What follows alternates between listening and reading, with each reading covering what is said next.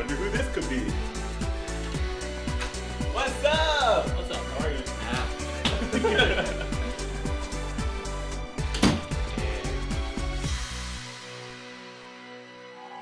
What's up, guys? Welcome to another interview here on Chasing LA. Today I'm here with one of my good friends. His name is Cameron Radice, and he is here on the Boulevard of Dreams. How are you doing today? I'm good. How are you? Good? Yeah.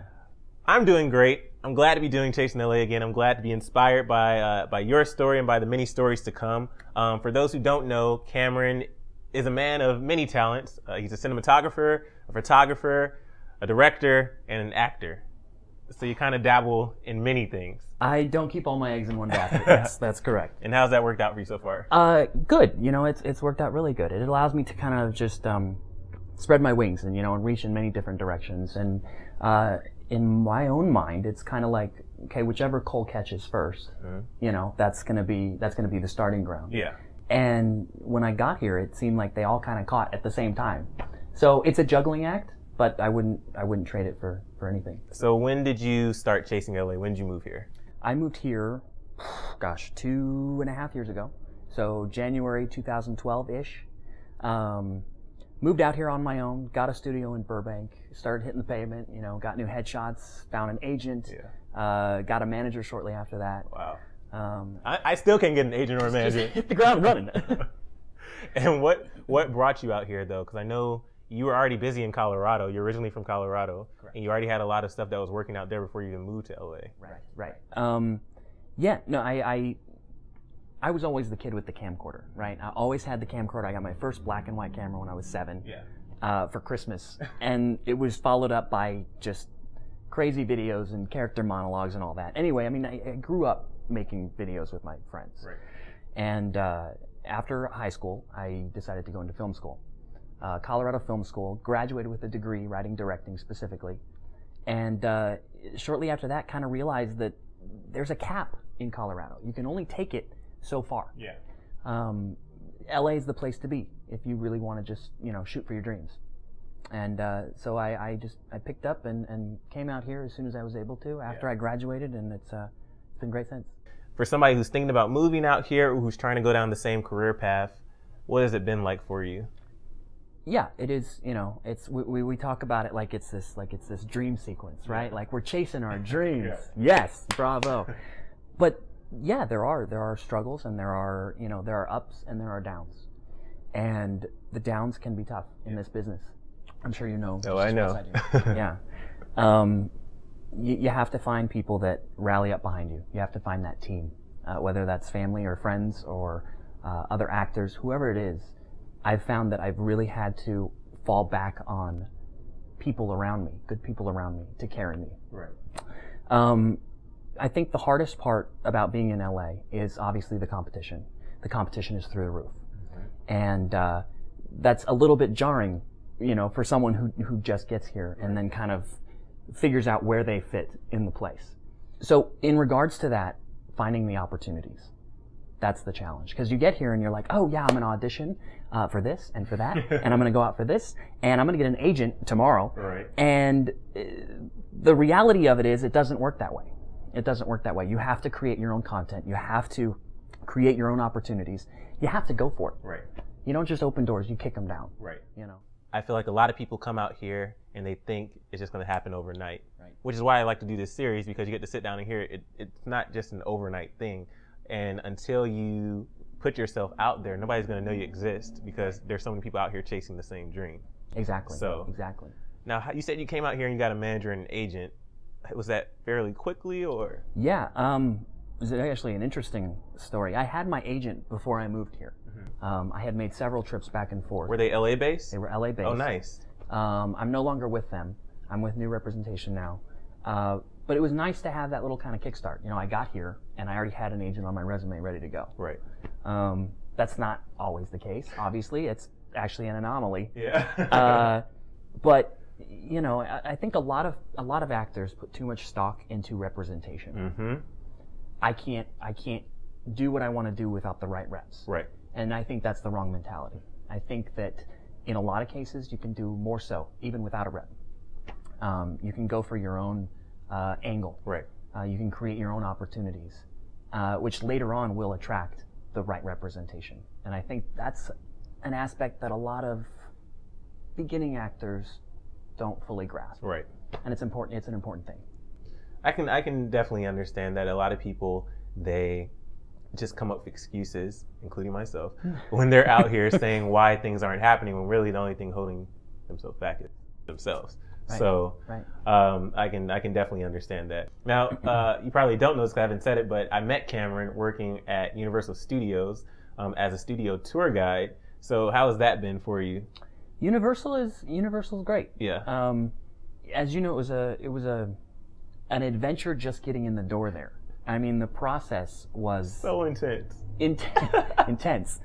And that there's a reason why they probably call it the most difficult audition in Hollywood. Mm-hmm. It is a process. It was an intense process. I'm not there anymore, but you're still there. It was still probably the best job I've had out here, if not ever. Yeah, it's a fun job. Yeah. And not to mention, as an actor, I think it's also a plus to have that on a resume. Mm-hmm.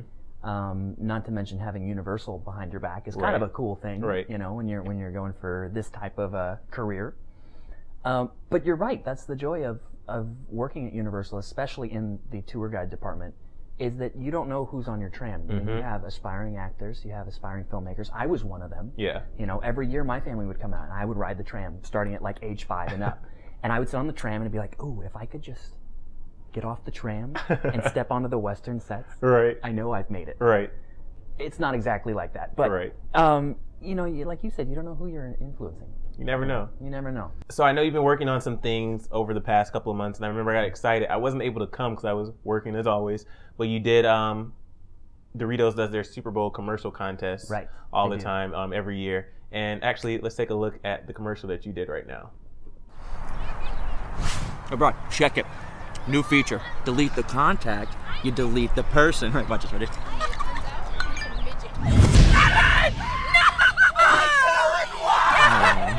Sorry, Care. Hey, what about a Doug? Yeah, sure, right? Hey, what's up, ladies? Yeah. Boom! Yo, can I try one? Yeah, sure, bro.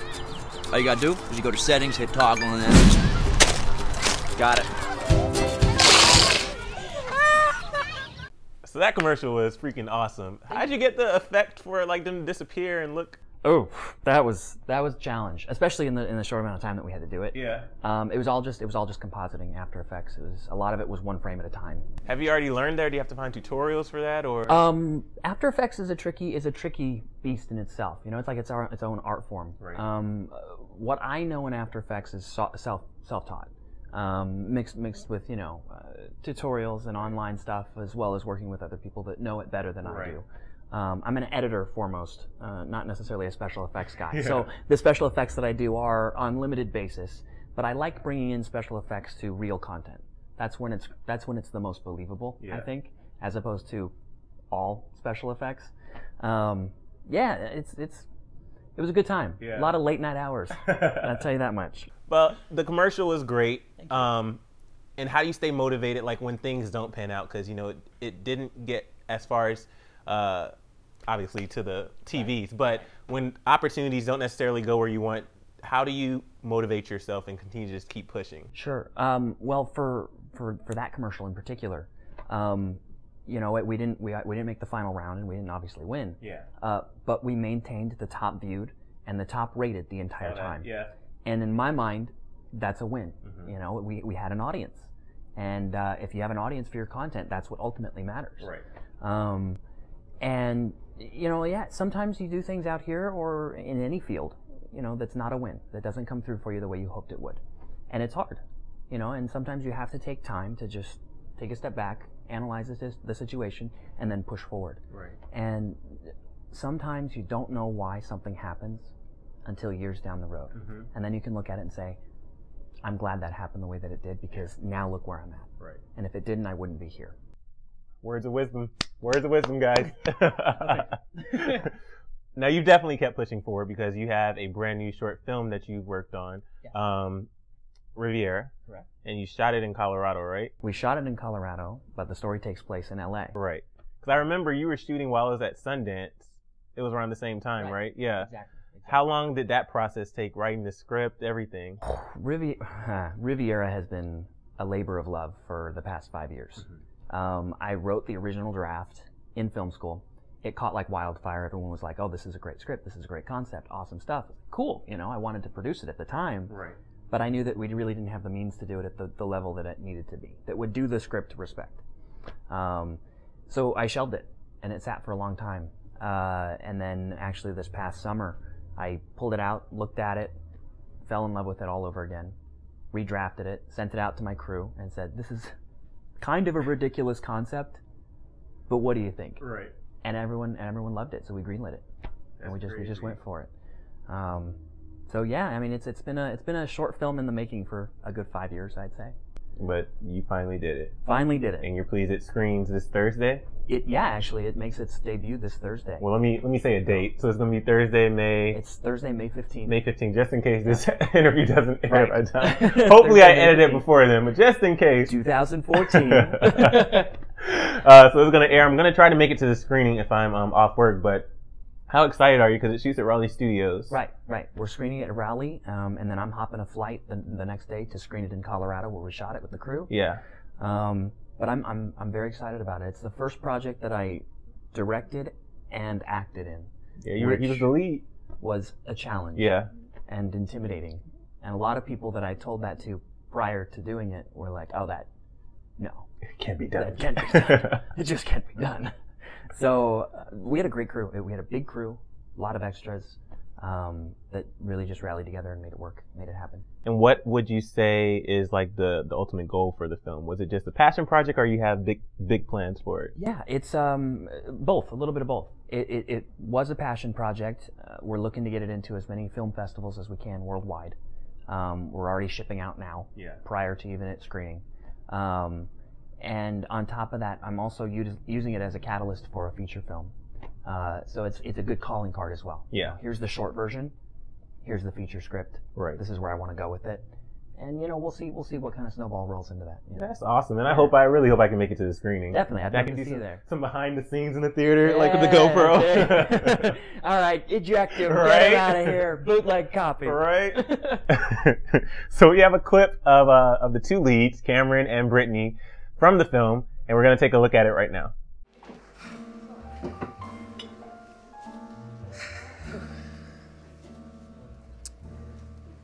You're Joe's friend, right?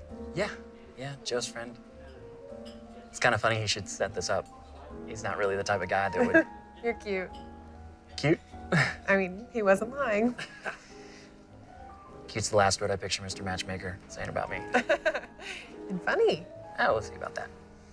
Excuse me for just a moment? Sure. Awesome, man. Well, I'm so happy that you stopped by. For anybody who, is interested in cinematography, photography, just chasing their dreams in general, I think you're a great person to look up to. You came out here, you did it, moved from Colorado. I love interviewing people from small towns. Like, I'm from Atlanta, which isn't that small, but I lived in the suburbs. I was a little bit of a loner. And, I identify with you because I was also that kid with the camera. I had like a big JVC. Right. Exactly. And I like what you said about, getting your feet wet in multiple things, because sometimes I think people are so focused on one particular thing, and if this thing doesn't take off, they have no backup plan. Sure. Yeah, exactly. So the good thing with you is you have like all these different opportunities and ventures that you're setting yourself into, and you're pretty much setting yourself up for success, because if this thing takes off, it may not be your passion, but you can help your passion take off because you now have connections with that thing. Exactly. So, exactly. No, good guy here, guys. Thank you. Thank you. I appreciate. This is a good guy right here, making it happen. But I have something for you. Every guest that comes, I always print a headshot. So I'll let you sign this. I always have my guests. I'm saying like I've had 50 guests. I will eventually, but I always have the guests I have sign it, leave a message for me or the Chase in LA brand, just an inspirational message. And it's to keep me inspired, and I read it to them to keep them inspired, and then just sign your name. And then eventually, my goal is one day to have like a full wall, in addition to Chasing LA, like a full wall of like all the people who've come on the Boulevard of Dreams. That's awesome. So that's not. You want me to go ahead and sign it now? I'm going to do that right now. We'll go ahead and do that. I'll cut the camera and when I edit. You don't have to cut that part out. All right. So Cameron has signed it. It says, "I love Chasing LA," and has a smiley face, and it has a signature. Well, I can't talk. It says, "I love Chasing LA," and his signature, and a smiley face, and it will be famous one day. Remember this face, guys. Remember this face. You humble me. You humble me. But I'm so glad she came. We're going to play a quick game because I know you love Batman. I do. So I know nothing about Batman, really. But Jenna, my homie over there, did some research and found some questions for me to ask you. I don't know, did you get it from BuzzFeed or something? Where'd you find it? I don't know. Okay. Well, she did her research. So we're going to do a little trivia game. I have to put like the Batman theme song in the background or something. But 6 questions. Okay. If you get these, oh, you did 5? Yeah. Oh. 5 questions. All right. I thought you did 6. It was too long. Okay. 5 questions. So if you get this right, let's see, if you get 3 out of 5 right, then I'll send something Batman related to you. And if I get them wrong, we cut the segment. Deal. All right. So first question. What celebrity threw a Batman-themed party? Was it A, Leonardo DiCaprio, your twin, B, George Clooney, or C, Hugh Hefner? Do I have a lifeline? I'll give you 2 lifelines. Okay. Jenna will be 1 lifeline since do you know the answers? Okay, Jenna will be 1 lifeline. And your second lifeline, I'll cut out 1 answer. Wonderful. It's not George Clooney because he regrets making Batman and Robin. That was one of, he's open about saying that. So it's not George Clooney. You said DiCaprio and Hugh Hefner. I'm going to venture to guess it was Hugh. He's a party guy. I'm just going to venture to guess. You are correct. Yeah! Ding, ding, ding, ding. What do we have for him, Johnny? Well, we have the next question. So, all right, number 2. What is one weapon Batman refuses to use? Is it A, knife, B, a gun, or C, grenade? That would be a gun. Jenna, these questions are too easy for this guy. All right, number 3. What villain, up until recently, had no name or origin?